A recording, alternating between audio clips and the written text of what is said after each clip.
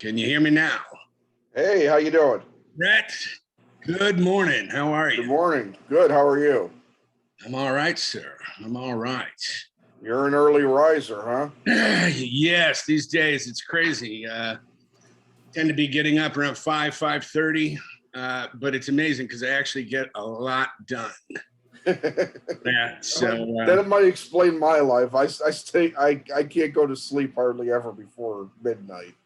well, that's rock and roll, man. You're rock and roll, right? No, I'm not. No, I maybe 20 years ago when I was covering music, I was rock and roll, going to 5 shows a week and stuff. But Yeah.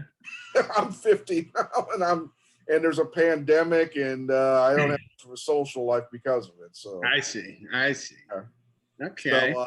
So you're out in LA, huh? I am. Are you in Chicago? Or are you Outside of Chicago? Outside of Chicago. Okay. Yeah. Yeah, you are a ghost, man. I tried looking up some info on you just to, be prepared for any interview. I'm sure like you do. And there's not a lot out there, man.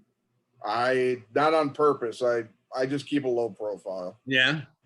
Yeah. The only thing I found actually was you had done some reporting for restaurants, or is that correct? Yeah. Tell me about that. What was that like?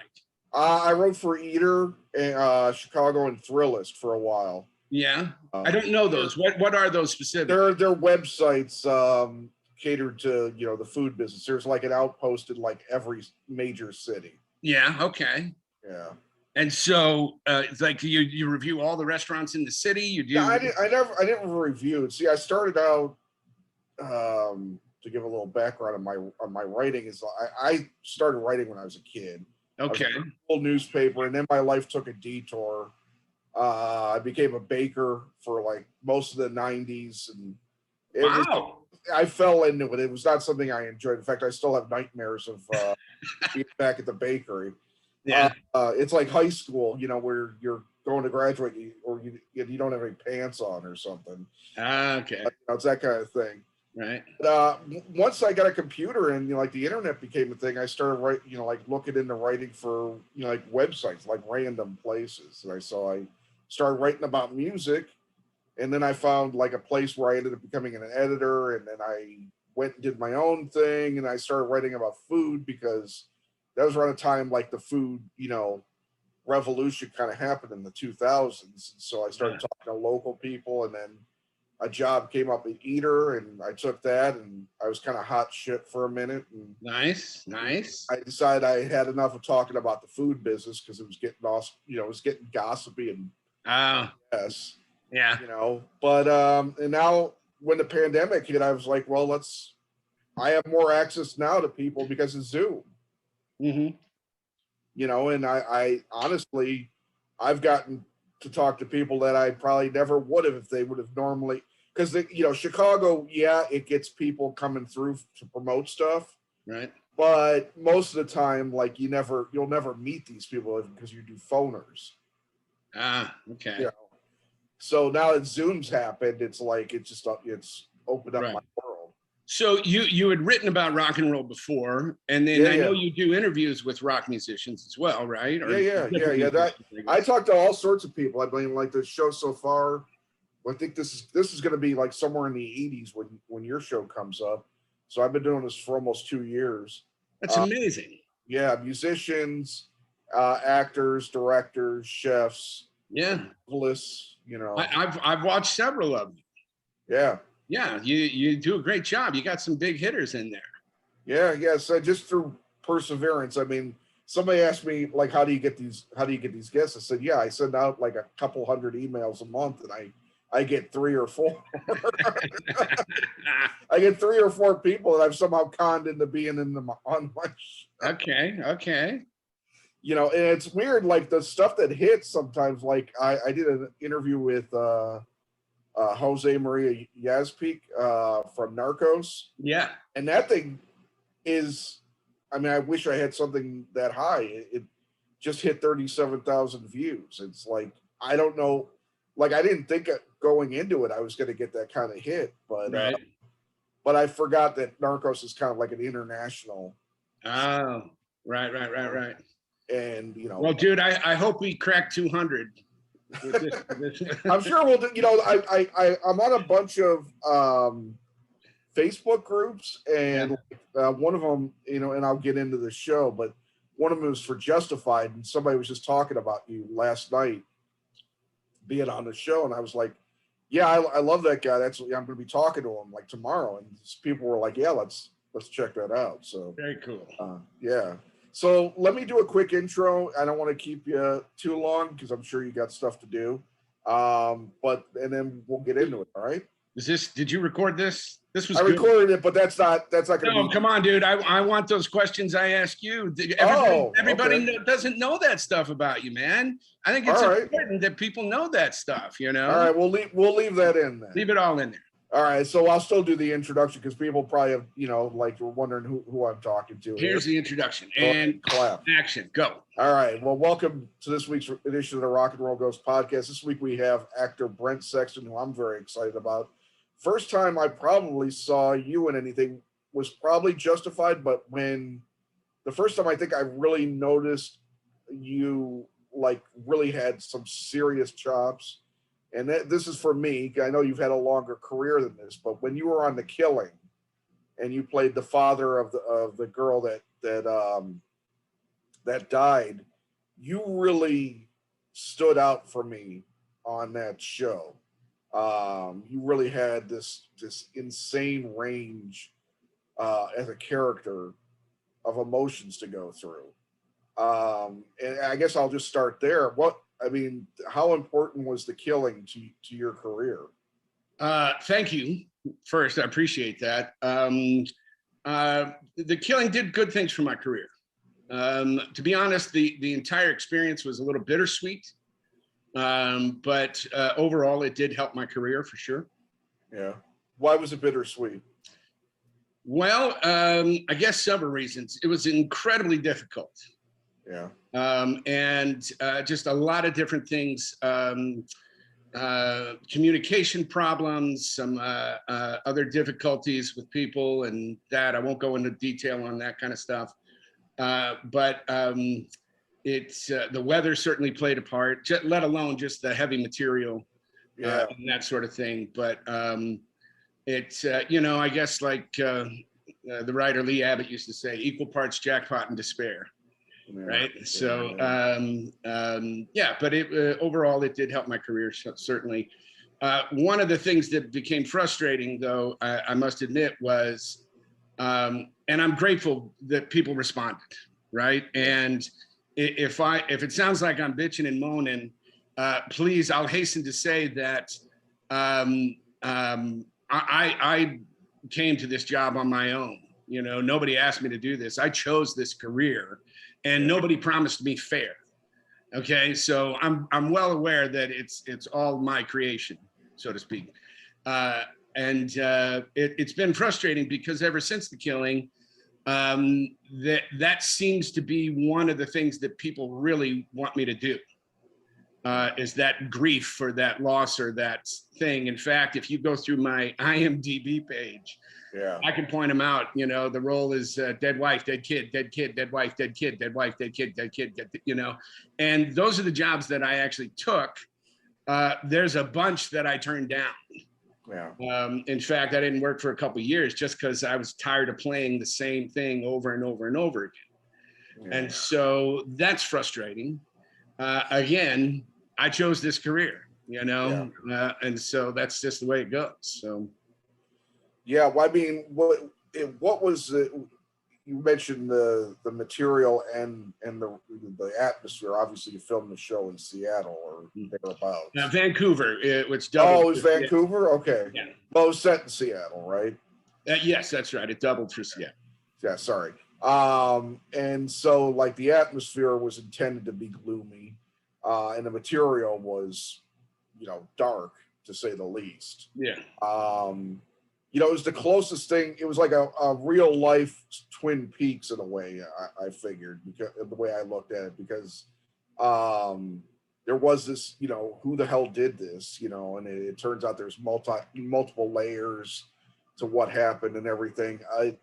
Was that your first role that challenged you in that way to kind of plumb certain emotional depths that maybe you hadn't before for maybe that extended period of time? No, there's a couple times before that, but it probably was more episodic.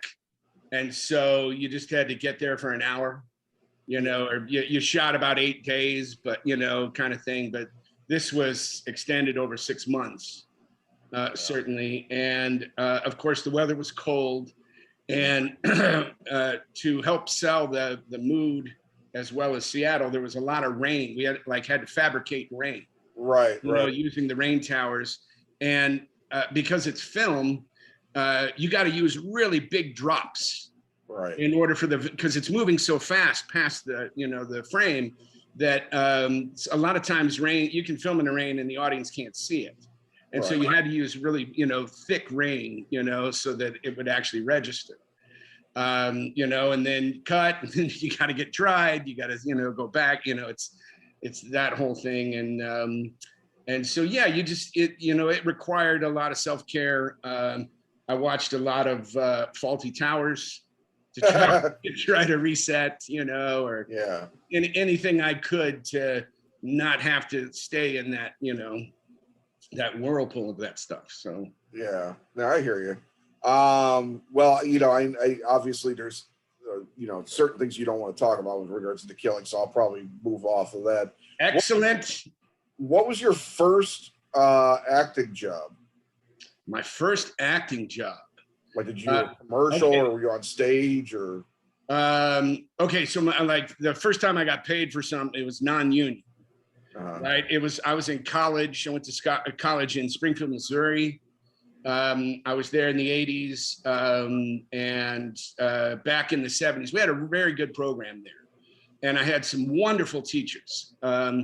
And I was there in the 80s. Back in the 70s, we had people like John Goodman, Tess Harper, what's her name? She starred with Michael Douglas in a bunch of movies. Archer? No. What was Romancing the Stone? Who was that?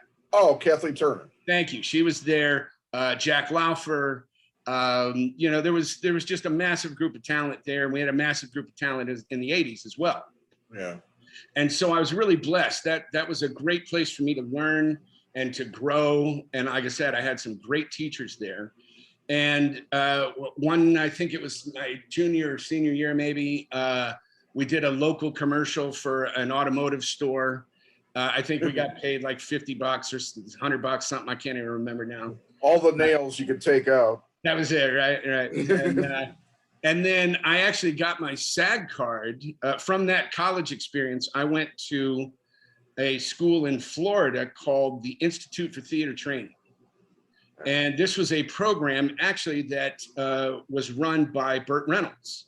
Oh, yeah. If you remember him, of course. No, I remember him having the school too. Yeah, right. So, and it was in conjunction with a theater he had down there. And it was a magnificent learning experience, because for me specifically, it really taught me both sides of show business, because Burt would bring all his friends in, and, we'd have classes, and there were some wonderful teachers there as well. That really helped not just solidify, but augment everything I'd been taught during college with those great teachers. Right. And so, but by the same token, there was a business side of that to learn, which is not the show, right? And so I feel like I had a great, training for both sides of that. And that's where I got my SAG card and equity card during that year. And so my first job getting paid as an actor on screen for my SAG card was Burt was shooting a series down there called BL Striker. I remember that. Remember that? Yeah. And so, that's how I got my SAG card. Okay. Yeah. Now the school, when you mentioned something about teaching the business side, do you think is that something that's rare for those kinds of schools, or is that normal?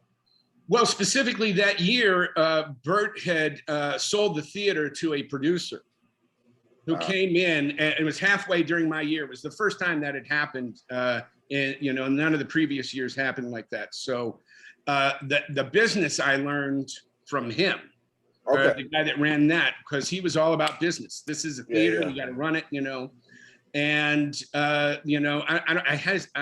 hesitate to use the word the glamorous side, but the show side, actors from Hollywood, big names coming in and all of that was a little different. We got wonderful lessons, that we were taught, but they didn't necessarily teach us how to do the business. Right. There were some guest actors that would come in and do the shows, part of the theater. It was really great. We pretty much ate, drank, and slept theater for a year. So like at 10 o'clock, you would be up and rehearsing the show for the main stage, 10 to 5. It was an equity show. And then you'd do dinner, and then you would have do the show that night, and then we would clean up and do laundry and all that kind of stuff. And then we would go have class with Burt from midnight to 4 a.m. Wow. And it was, but no, we were so hungry for it. It was everybody. No, I'm just surprised that Burt was up for that period of time. He was so generous. He was such a great teacher. He was so smart. I'm so grateful for everything that he gave us during that time. And he wanted to share his knowledge. He wanted us he wanted to give back.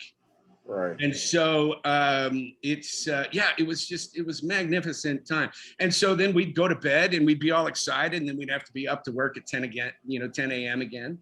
And then somehow in between there, we were doing our own shows at the Institute. Right. As well, and different one-act plays and different other things. And a lot of times those actors that were doing the main stage show, they might direct one of the one-acts, or different things. And there was a great character actor by the name of Steve Carlisle, who was living in LA at the time. And he actually gave us a class about living in LA and how to run your business kind of thing. Nice. And I was glued to everything he was saying, because one of the first things he said was, first thing you do is you take a headshot. This is back in the days of headshot, not digital emailing shit, right? You had to have actual paper. And he said, you take in big magic marker at the bottom, you write CEO or chairman of the board, right? And he said, you put that picture on your refrigerator. And he said, every time you go to the refrigerator in the course of one day and you see that picture, he said, do one thing for your career. And I'd never heard anybody say that to me in college or anywhere. Nobody taught us anything like that. Yeah. And I think that was one of the biggest struggles for a lot of people is, how do you translate this theater experience, this acting, into how do I run a business? How do I run my life? Right. And that information to me was so mind-blowing and so empowering, because it put you in charge. You are the CEO of your life, not just your career, right? And so it blew me away. And when I finally committed to Los Angeles, I did a lot of theater in the 90s and tours and stuff in Europe and all that. And then when I committed to being a film and television actor, I remember it was January, the week of January 10th through the 14th of 1999, because I sat on my couch for 4 days going, what am I doing? What am I doing? I kept going on tour. I'd make some money. I'd come back. I couldn't get arrested. I'd spend all my money. And then I'm like, what am I going to do now? And they'd call and go, do you want to go on tour again? I'm like, okay. And I was not in charge. I felt like I was at the mercy of other people or their kindness to, kind of thing. Right. And I remember sitting on my couch for those 4 days, January 10th through the 14th, and being very specific now, asking myself, what am I doing? What am I doing? What am I doing? And then I started thinking about, how do I have this career as an actor in LA, film and television? Yeah. And that thing that Steve said, when you go to your refrigerator, and you see that you're CEO, do one thing a day for your career. And I just kept thinking, why? There's something about that that's so important. And I chewed on that idea for days. And I finally asked myself the right question, which was, I remember my brother's an aerospace engineer. And I said, you know what? He works 9 days at his career. And I asked myself, I went, what if I worked 9 hours a day at being an actor? Right. And it was such an inductive question, right? That it became possibilities. And literally, I felt like my brain had a computer upgrade. Like all my definitions changed, like just and just it was so empowering and eye-opening. It really turned on my what I call the entrepreneurial thinking, right? Yeah. Where it became a business, and I am going to do 9 hours a day at this. While my friends were all partying and buying motorcycles and doing all kinds of stuff, I was learning another monologue, or I was like, what else can I be doing? Who else can I be sending a postcard to? Those were the days of postcards, right? Yeah. And so, but it really changed the way I conducted myself and did business. I literally became that CEO. And for the next 5 years, that's all I did. And it was right around the 4th year that I felt like I hit my stride. I was getting work. I had money coming in. Money wasn't going out, the money that I'd saved up kind of thing. And so, again, that school, if I hadn't been there and that guy hadn't given me that lesson, I mean, who knows? I'm very grateful for Steve. He was a great actor, great guy. Yeah. So that's pretty awesome. I mean, and it's a take, you're talking about like actually working for it. I'm sure people have said that before, but I don't think people have articulated it quite like you just did, and where you just actually, do whatever it is in a day to make sure you move things along. Yeah, well, the question that you have to ask yourself is, once you're in that mindset, and it really is you like open up new neurology in the brain is what it is. And once you're there, the only other question you have to ask yourself is, what else can I be doing? Right. And then again, because it's a question of possibilities, it's an inductive, it's not deductive, which limits you, and so I'd say, what else can I be doing? Oh, I can do this, or I can learn in monologue. Again, this is back in the days when you actually did monologues for people, right? But it's, what else? I can send that person a postcard, or I can do this, or, it became about possibilities, so to speak. Yeah. What was the standard, in my view, the standard seemed to be like people were always trying to make certain connections, thinking that was going to be, what, propelled them into, work, I suppose, going to parties and schmoozing and all that stuff. But that, I don't know how often that really works out for people. Yeah. And there's, I don't know, to me that sucks. That's so, there's something completely disingenuous about that. Hey, welcome to Hollywood. But it's, I don't think you're being yourself. Yeah. You know what I mean? It just feels, smarmy, or just like, but people still, I'd rather be around real people. Yeah, people do that though, and I don't know if that's maybe, like a certain Midwest, mentality of that most Midwesterners have. Like they got to put in the work more than getting around the work. I don't know. I guess you can make I mean, it's hard to generalize. You can't generalize a whole section, but I find that.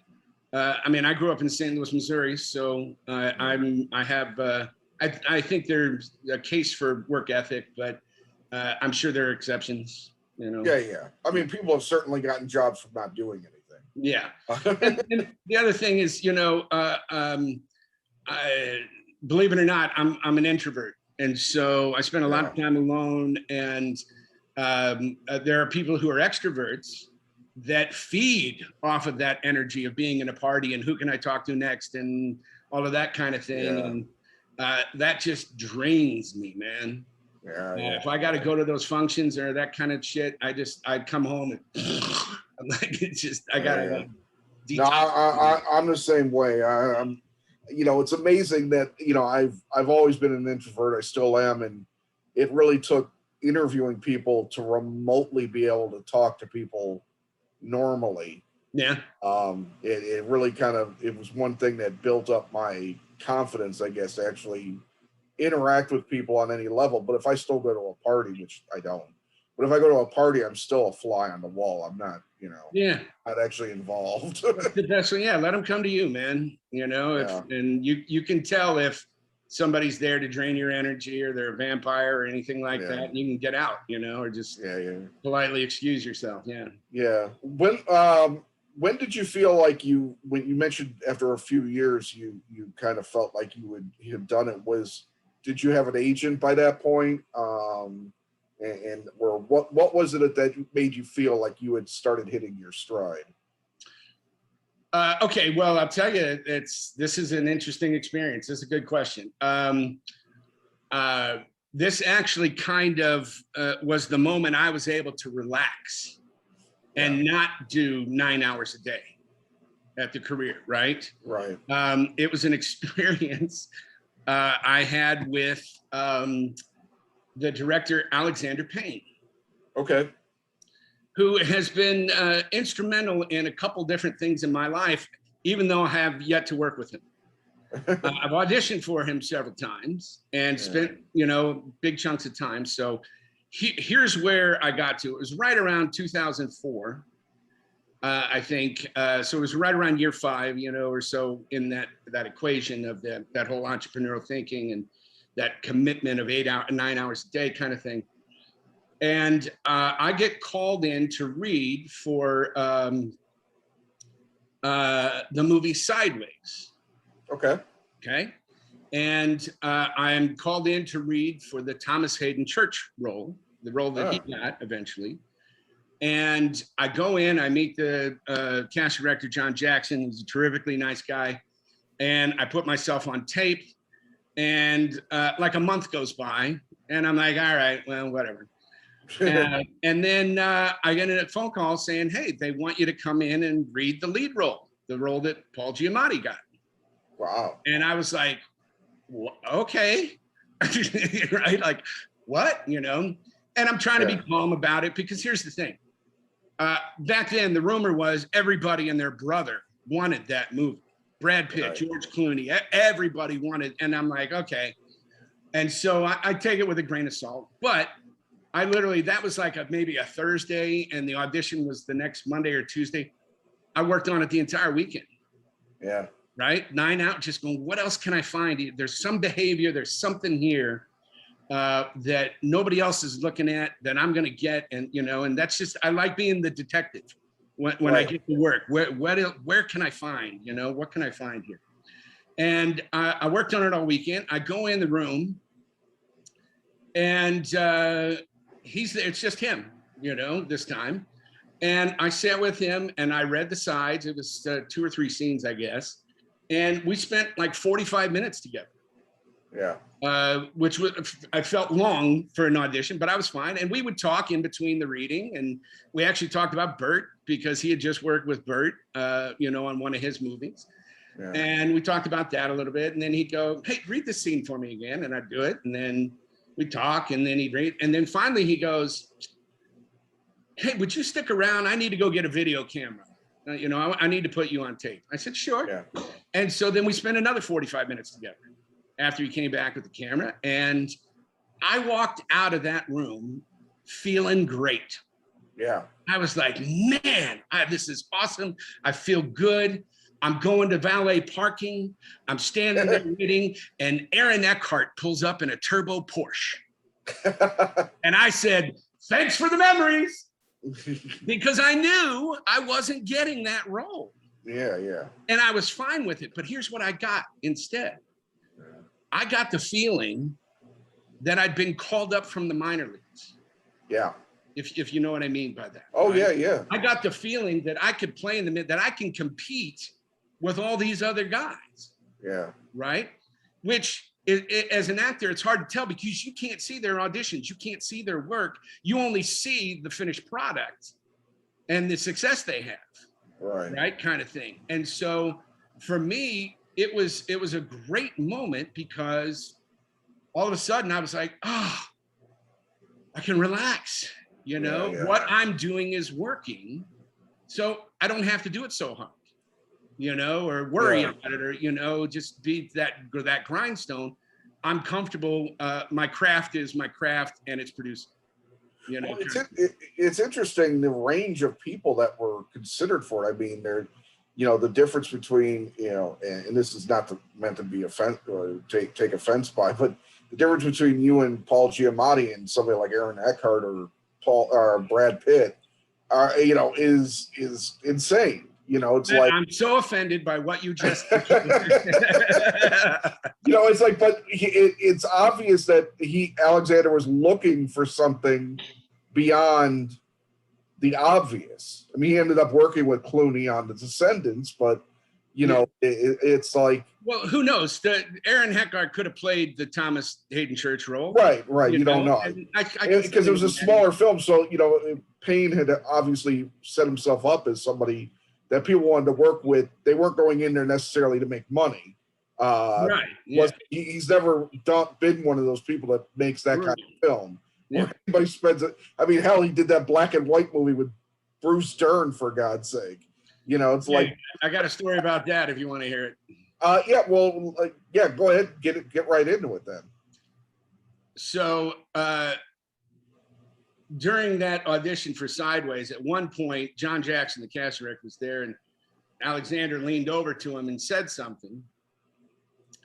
And I don't know, 8 years later, I get a call to come in and read for that movie. Yeah. Right.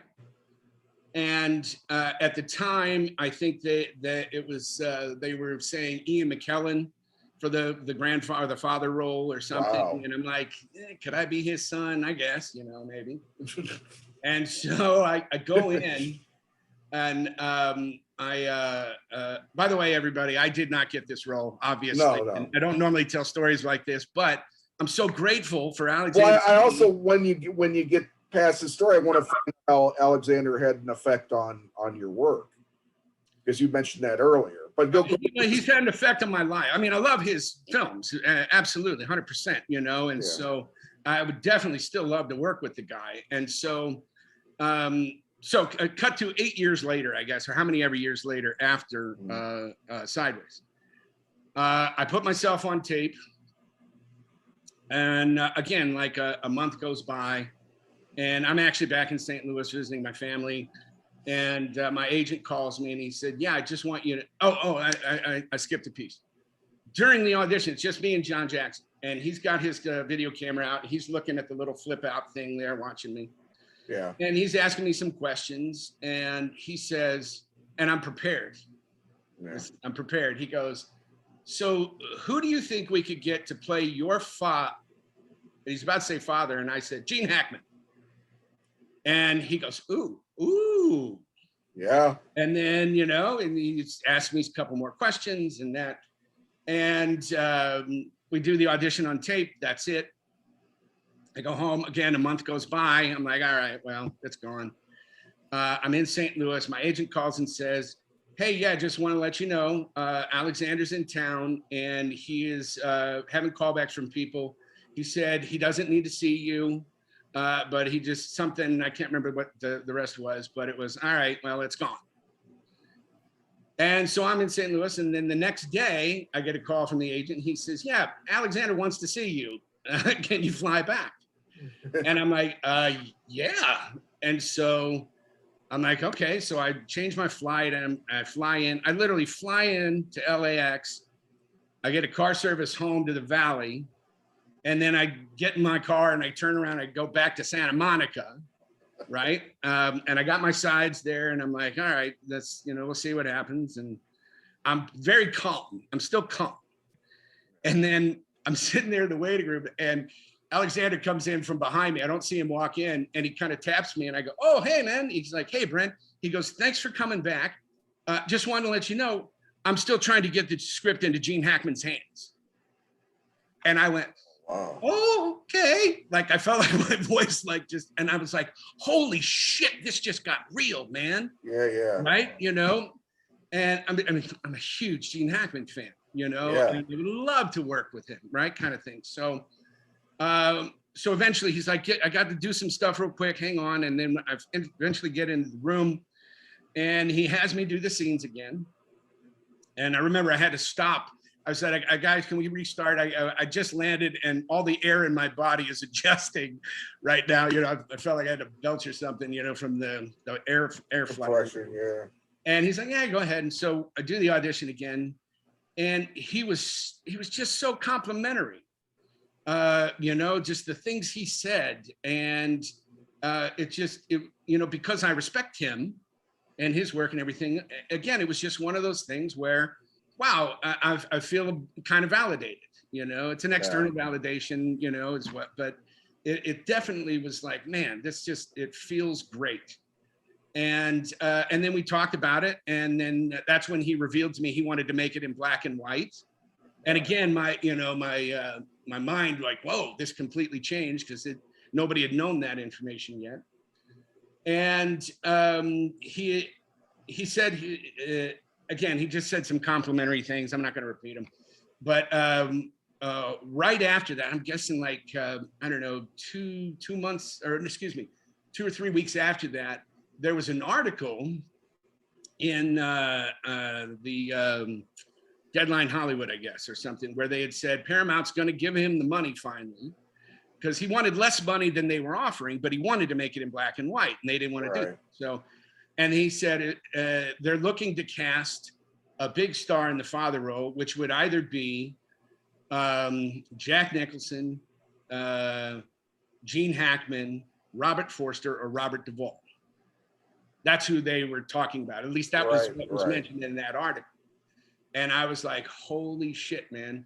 And then another month went by, and I realized I got the second year of The Killing to do, was coming up. And I'm like, there's no way, it's gone. You know, I realized it was gone. But again, what I got out of it was such a blessing. I mean, it was just the way it made me feel. And again, my place in this business and my career at that time where I was at and everything else, Alexander's been nothing but great to me, and I still haven't worked with him yet, you know? And so I'm hoping that experience happens, because I imagine it's just more blessings, you know?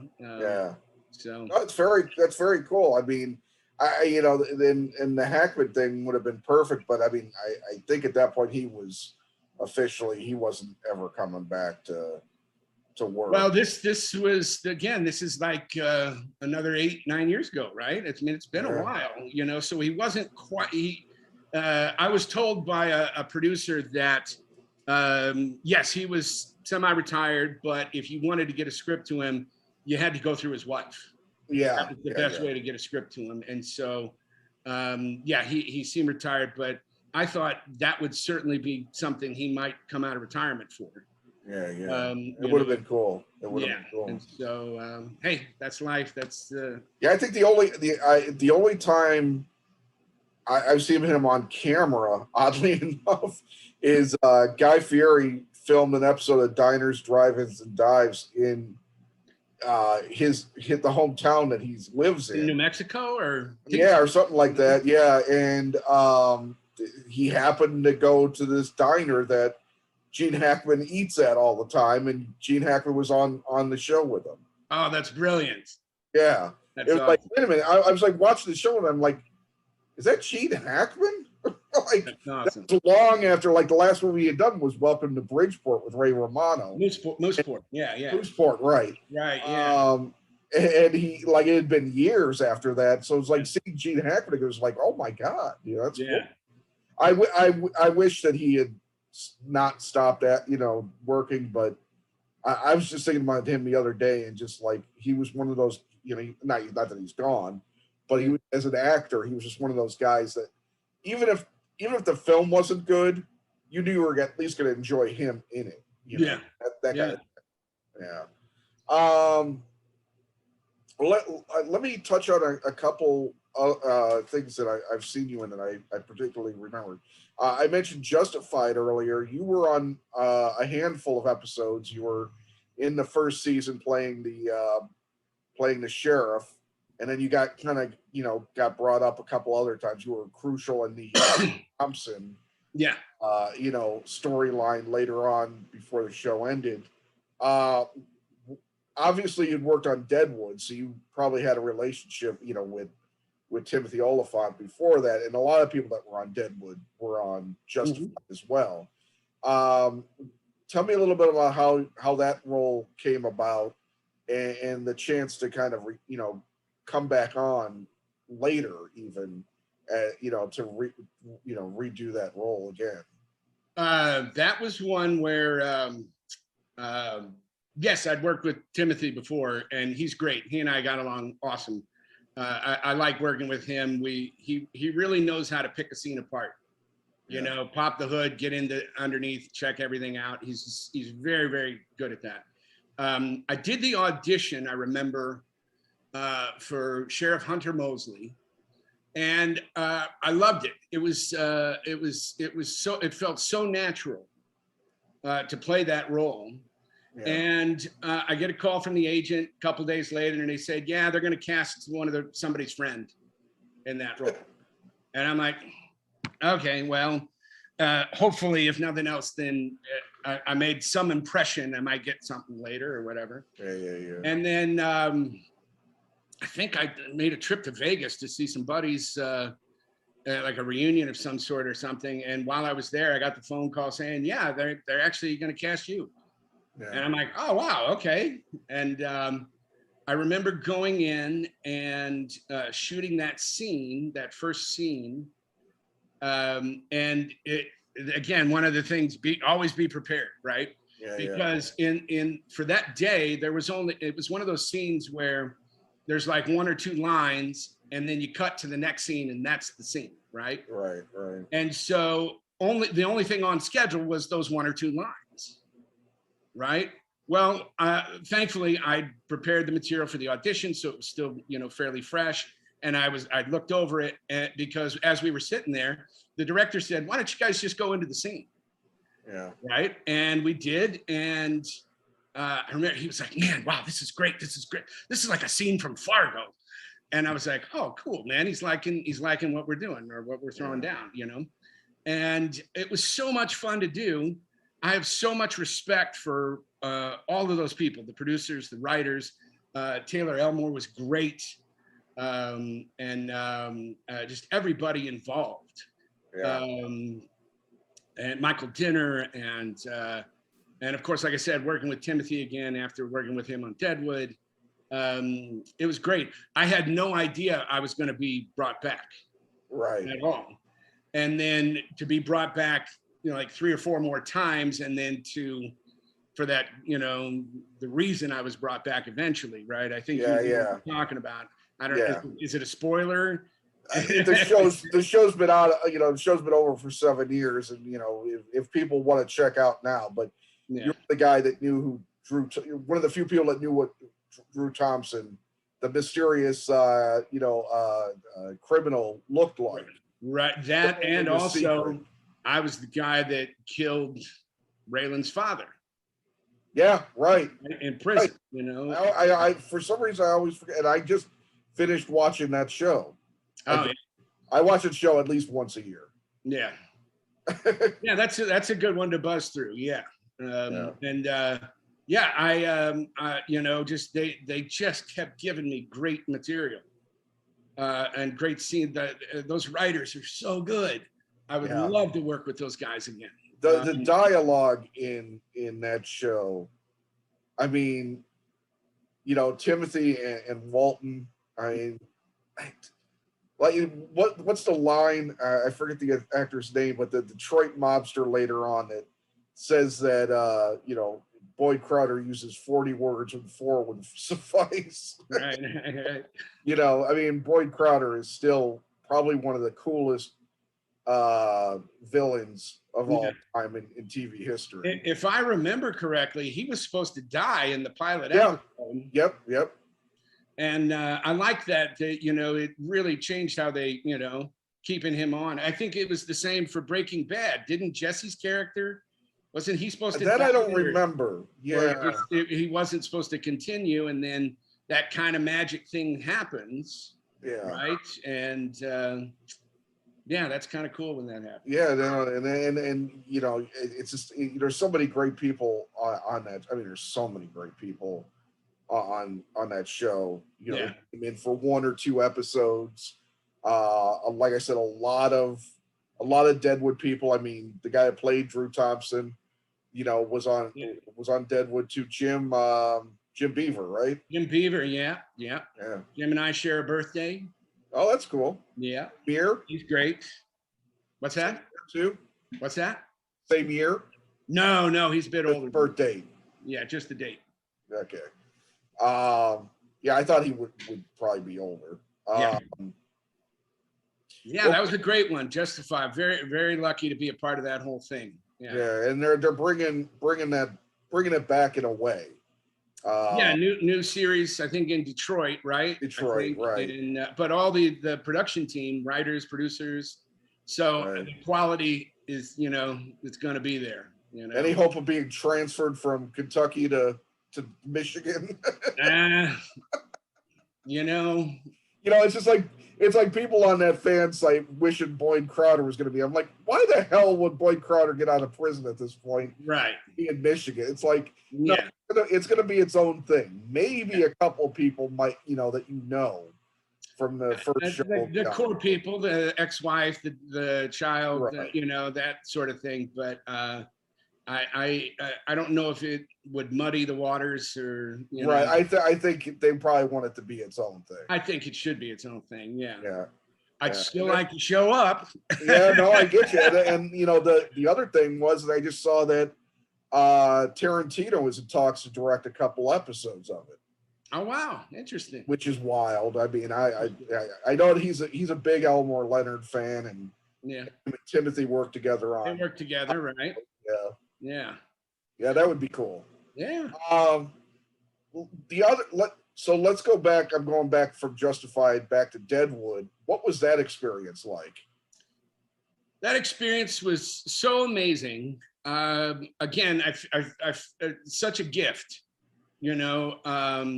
I remember I'd done 2 episodes in season 2, and David Milch is a genius. I mean, just hands down, that guy knows more about humanity or just what it is to be human, the way the mind works, and relating, how people relate. I mean, the guy is literally hands down genius. David's interesting. David, to me, my experience, what I say is he teaches by parable, or he teaches by telling a story. Right. Because in that way he can bypass your conscious mind and plant the information he wants right into your unconscious mind, right?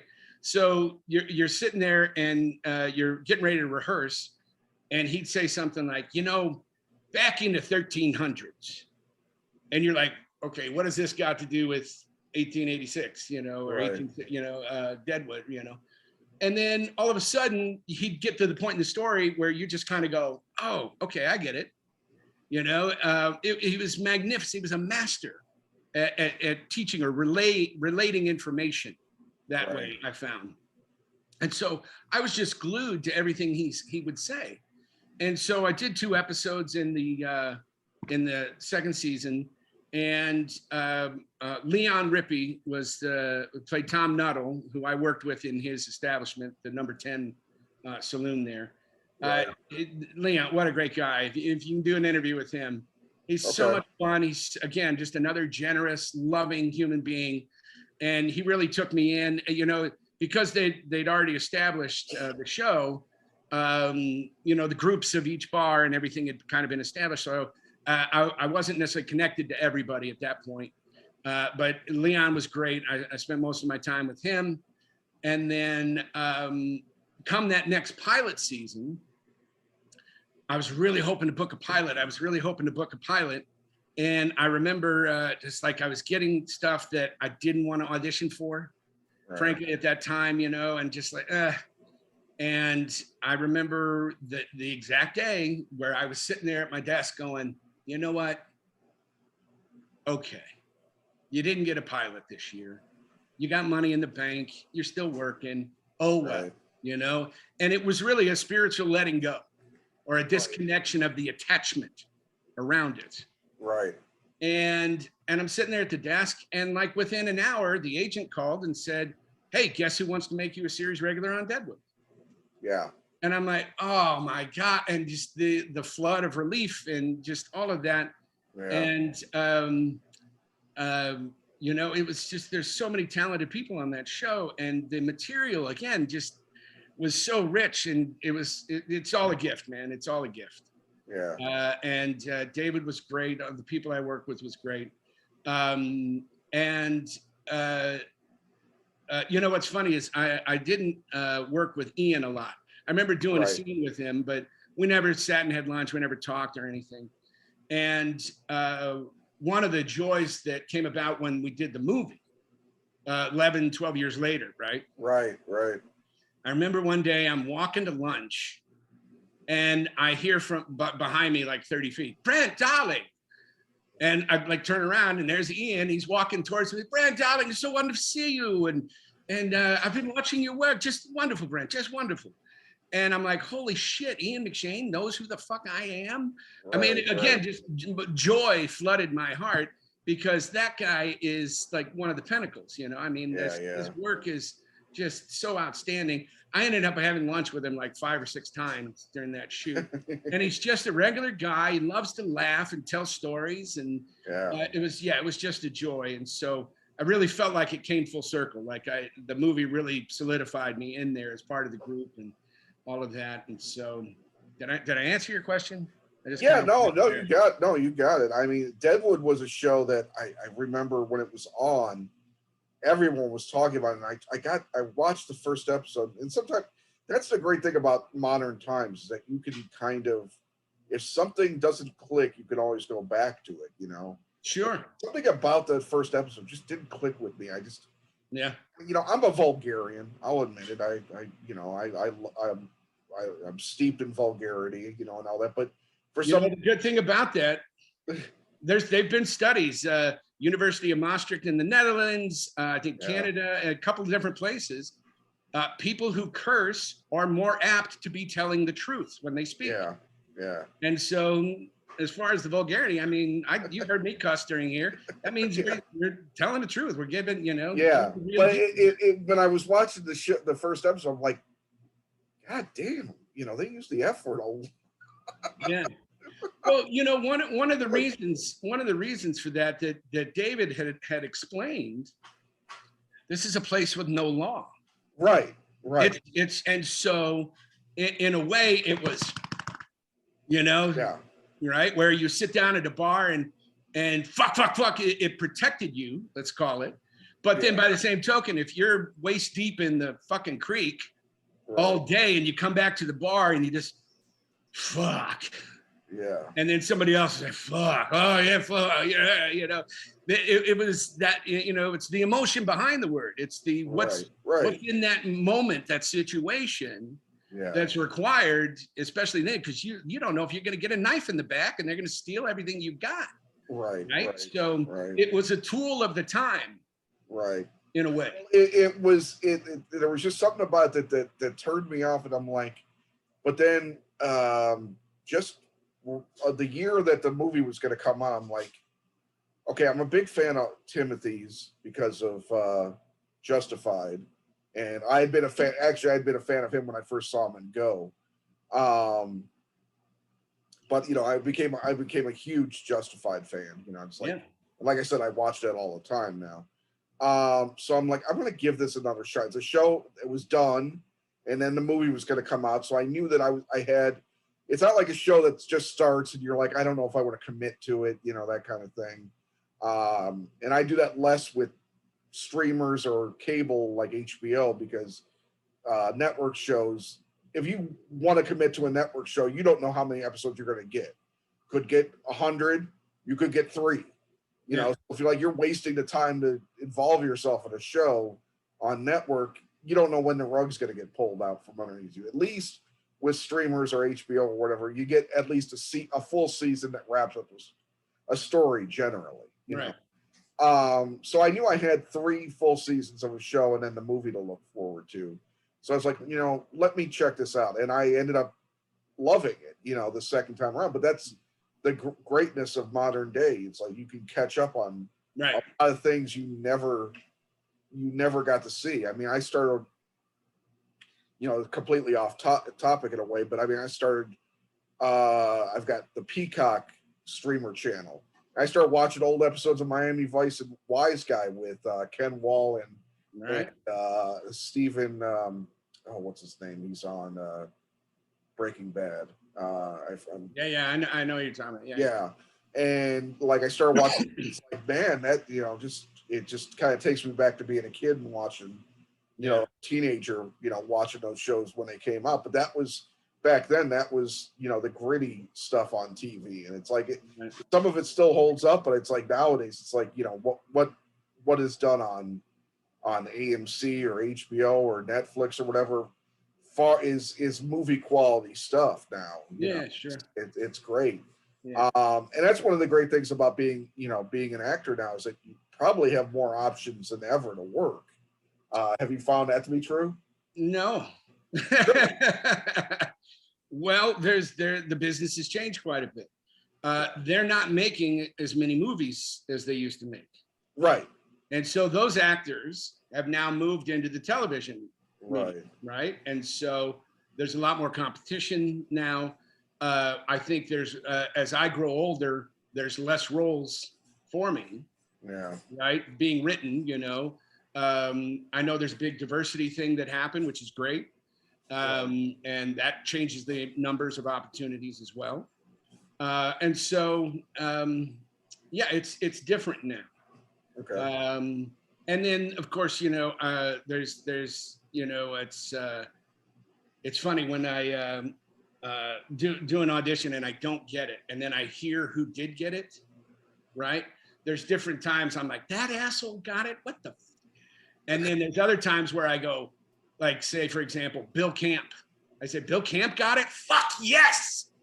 Yeah. Right? Because that guy is, man, you got to interview him. I actually tried. Yeah, I tried to get Bill for the last thing he did, and they turned me down. But I think that guy is like one of the most phenomenal talent. Well, he's one of those guys that I know I had seen in a bunch of things, but it wasn't until I saw The Night Of, I believe he was in.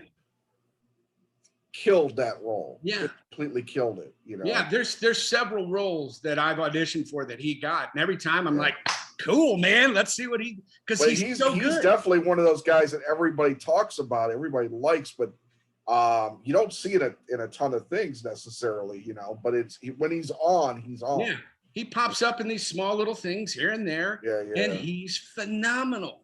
Yeah. He's just phenomenal. Well, there's a certain, I think there's a certain thing about character, so-called character actors, which I would put you in that too, is that you have a certain distinctive look. Say it again. Certain what? You have a distinctive look. You don't. Sure. Look like you look like a real person as opposed to some guy that groomed, was groomed to be a leading man. Again, no offense. Right. I mean, you could definitely be you could be a Gene Hackman of today. Honestly, I would think. Look at all those lead guys: Hackman, Hoffman. Right. There's so. But I think the tide is kind of turned, modern day, where we are looking at the buff dudes, and the young. There is talked about this with Paul, in your interview with Paul Ben Victor. Yeah. I remember you talking about that with him. Yeah. And again, that's the biz, man. Yeah. Nobody promised us fair. Right. It's a shame. Because I think there's a lot of talented people, right? And diversity is a huge thing right now. Well, I'm a big guy. There's a lot of big guys out there. Right. And until that's taken into account, there is no true diversity. Right. And not just me. I mean, for female roles as well. Right. Kind of thing. And so, again, this is the biz. This is what we chose. We came to this. Right. There are some great casting directors out there that do cast. I don't know what the word is. Go back and look at Mr. Robot. And look at all the actors they cast in that. Regular people, kind of thing. And I know there's a certain amount of commerce It's show business, right? They got to get asses in the seats. So if they throw some buff, good-looking whatever in there, they're going to get a certain amount of viewers. You know. Well, but still, I mean, there's a lot of great character work still on a lot of shows. I mean, and I know I don't want to take up too much of your time. I see we've been going for an hour, and I think that's all I scheduled. But I saw you. I decided that one day there was a show I hadn't seen one episode of, and I had been seeing it around for a while, and it was done.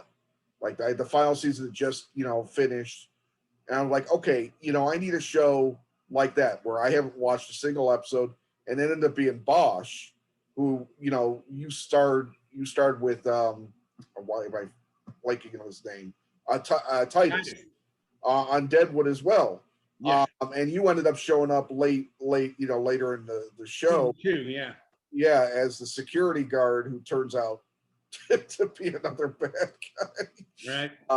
But you also had the pleasure of being involved in an affair with Jerry Ryan's character, which had to be pretty awesome. I got the girl twice in that series, right? Yeah.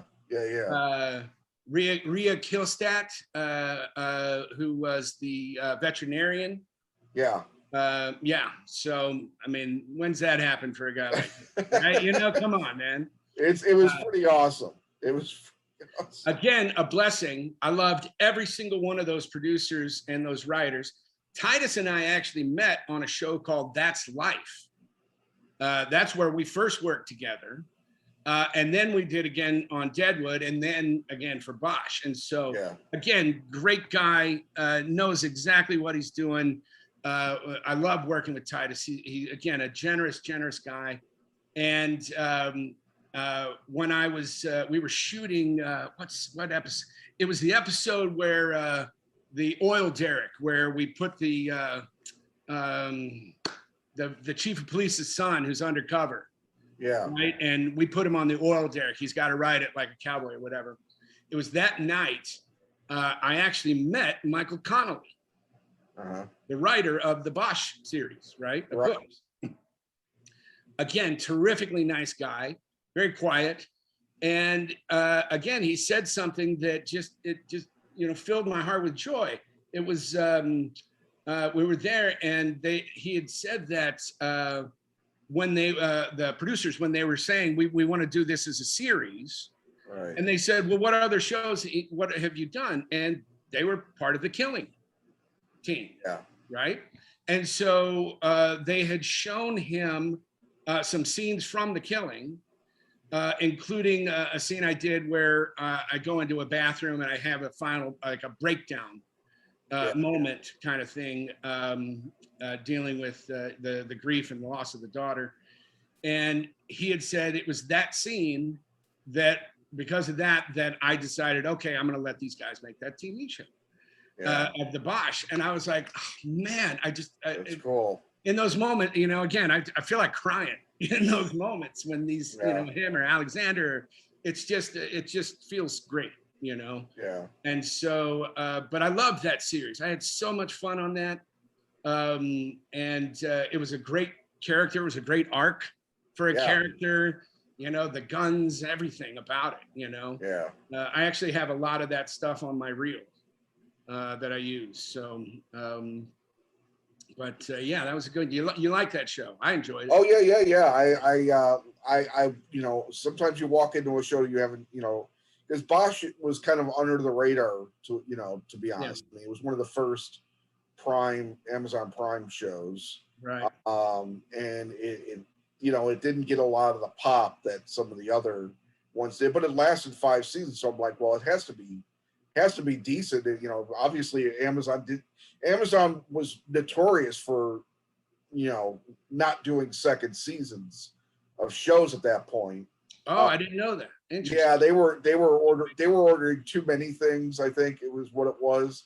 They had this sort of like, I think a show based on the writer of The Great Gatsby that lasted 1 season with Christina Ricci.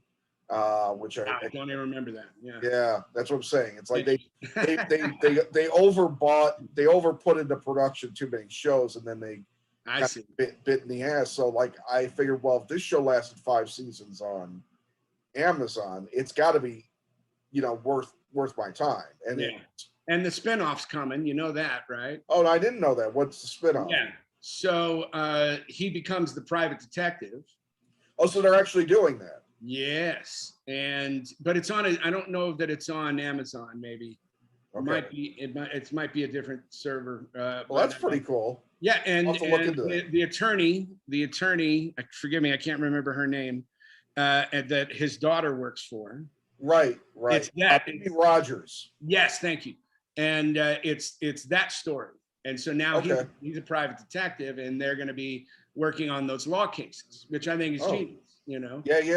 That's pretty cool. So, yeah, that's how the show ended. It was with him applying for his PI. And that's the turn into that spinoff. So yeah, that's gonna be pretty cool. Well, I want to kind of get to a point of wrapping it up. So let me ask you a couple quick questions, and I'll ask you kind of what you got going on or what we can expect you in. But what would you say your best experience on a show or movie was? Best experience on a show or a movie. They all have different value. Right. So certainly Deadwood was like one of the most educational. Yeah. Bosch was a ton of fun. One that I fell into just naturally was a show I did called Life.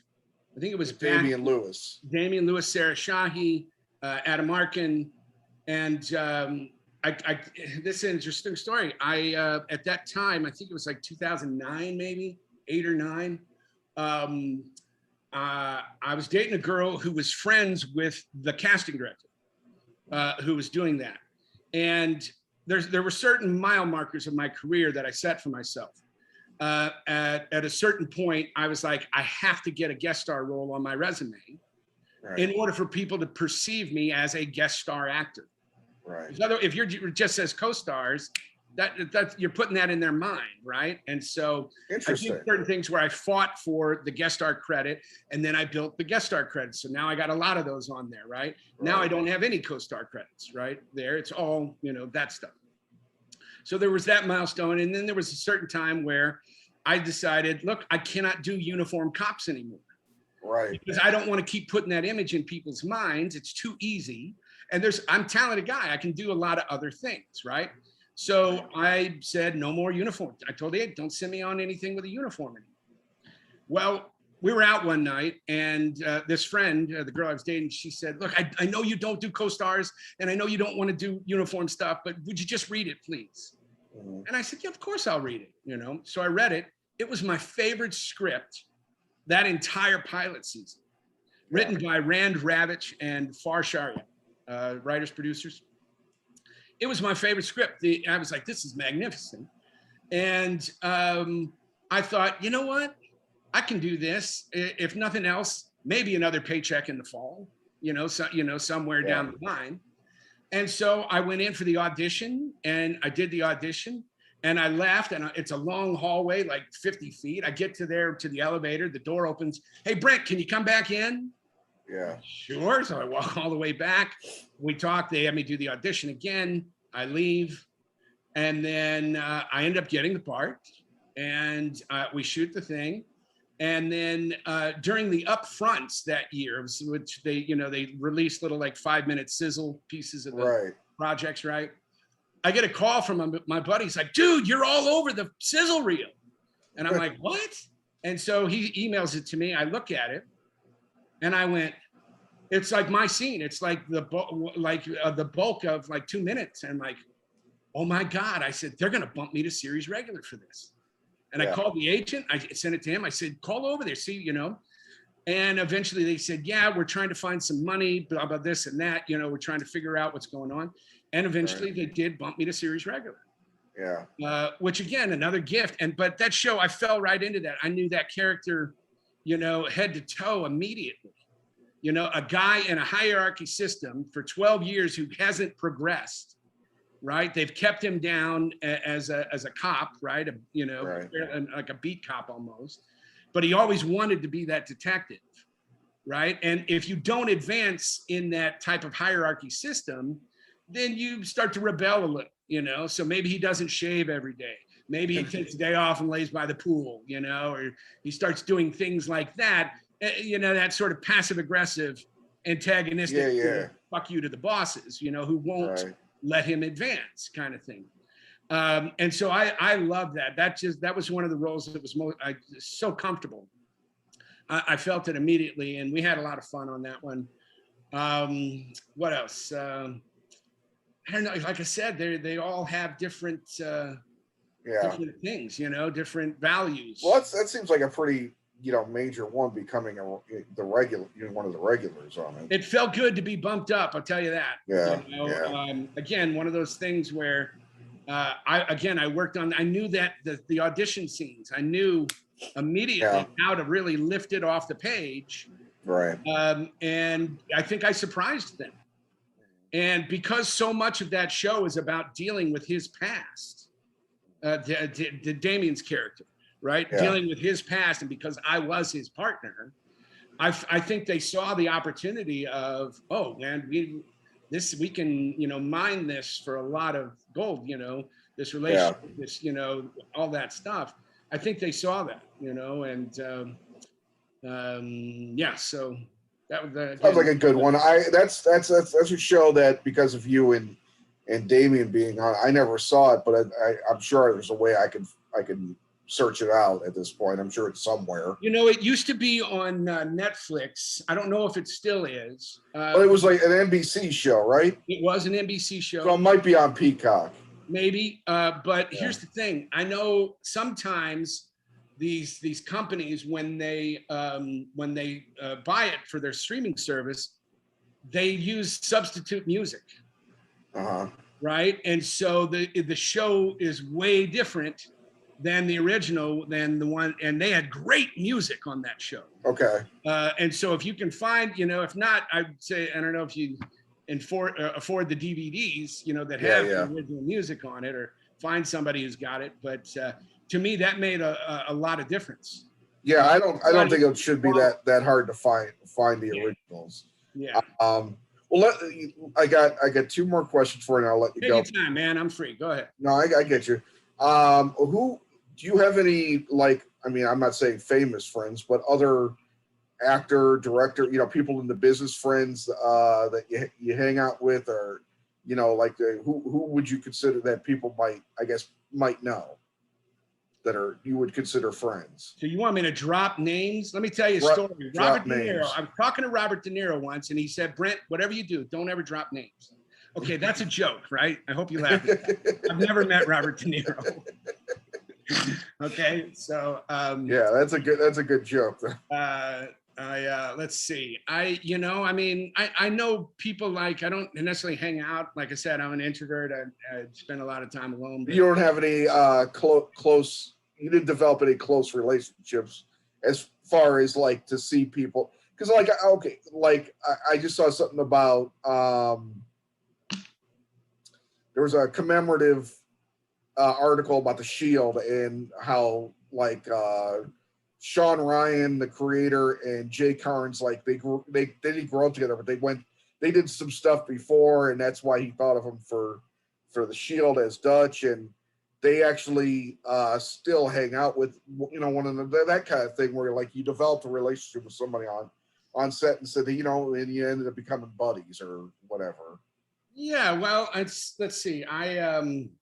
And if you don't want to answer it, that's fine too. Well, they're different, There's a lot of people that I like and could hang out with, but a lot of them have family. They got kids. They got, it's their, one guy I'm friends with, a writer, Jim Ools, who wrote Fight Club and just a bunch of other different magnificent pieces. He's just a great guy, and I do a little writing myself, and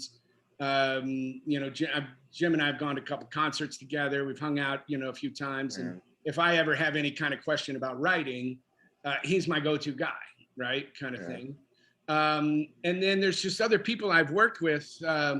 I've worked with Pam Veazey or Vise. I don't know how you say her last name. I've worked with her several times now, and she's just been terrific. She gave me a role on CSI Cyber.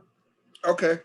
Just gave it to me, you know, and then last year I shot another series with her in Atlanta called Long Slow Exhale. Okay. Which I think is coming out in March, I think, on Charter, and then it's going to go to BET.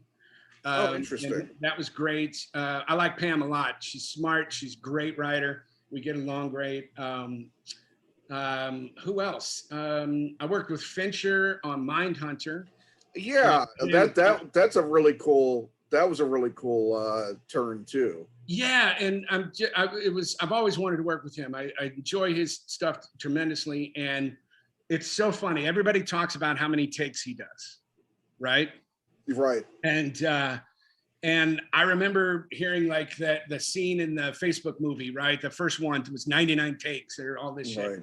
And so I'm like, you know what the fuck? So I start doing some research. I look up and I find a couple interviews with him, Right. and they're asking him that. And he basically said, I'm not quoting, he basically said, you know, the set costs $300,000 to make. The guy who lights it costs, you know, $200,000 to pay. The actors cost this, the actor this, so this costs money, this costs money. Whose idea